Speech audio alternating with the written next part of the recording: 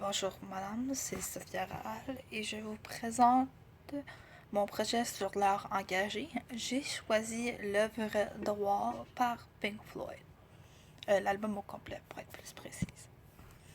Je vais commencer avec l'analyse de l'œuvre.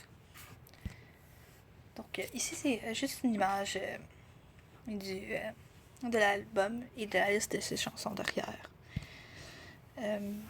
Donc je vais commencer avec le mode de production, c'est un opéra rock ou album concept ou comédie musicale. Prenez n'importe lequel qui vous plaît.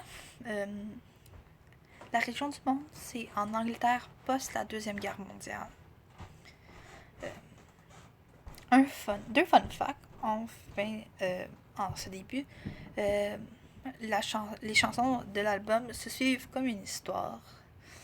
Et Roger Waters, un membre de la bande, du band, a écrit 70% de toutes les paroles. Je vais commencer avec le protagoniste de Pink. C'est un anti-héros. C'est pas vraiment un héros, c'est juste le personnage principal. Il est apprécié depuis le début. Sa vie n'a jamais été facile, vraiment. Son père est mort dans la guerre. Et sa mère le surprotège parce que son père est mort et comme la vie en général. Et il est tyrannisé par ses enseignants parce que c'était vraiment ça le modèle d'éducation anglais dans le temps. Les problèmes les problèmes de société qui sont cités, qui sont présentés, on parle de l'isolement, parce que Pink il va devenir une star plus tard dans l'album. Donc, on voit souvent les célébrités comme des dieux et ils sont comme un peu isolés comme du monde ordinaire comme vous et moi parce que à cause qu'on les met d'un pied si élevé, donc on finit par les isoler. On parle aussi de folie et de dépression. À cause de l'isolement, Pink va tomber dans une dépression. Et cette dépression va mener à une addiction parce que son entourage, qui continue à être la star qu'il est. Donc, ils vont lui donner des drogues et des médicaments. Puis son addiction va mener à la folie. Et on parle aussi du néo-nazisme parce que Pink va faire face à plusieurs néo-nazistes. Il n'aime pas vraiment ça parce que son père est mort à la guerre battant les nazis. Donc pour lui, c'est pas très... il n'est pas très impressionné par eux. Un autre fun fact, c'est la création de l'album. L'album a été créé parce que Walters il a vraiment pété une coche un soir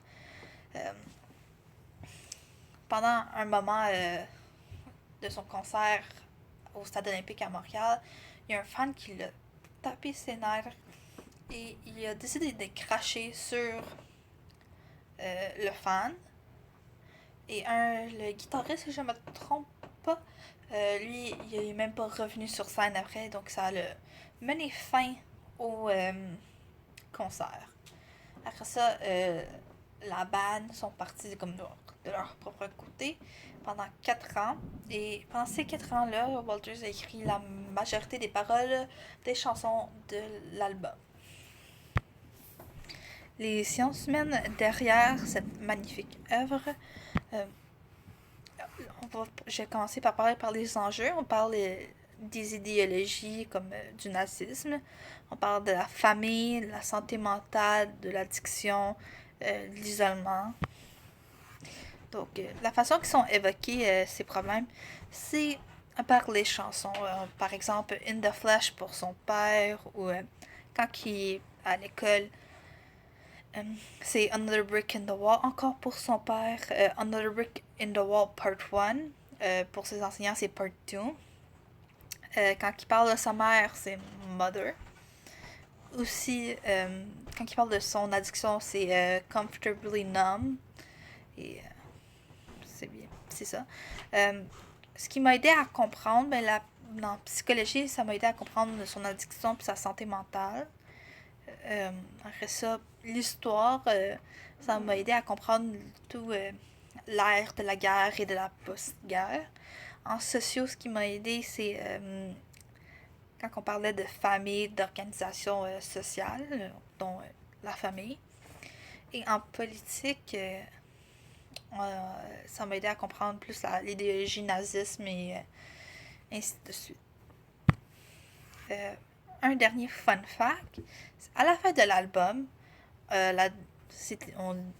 il chante Isn't It This Way? Et au début, il chante We Came In. Donc quand on écoute l'album en continu, on peut faire une phrase qui est Isn't this where we came in? Donc c'est tout pour moi aujourd'hui. Merci de m'avoir écouté.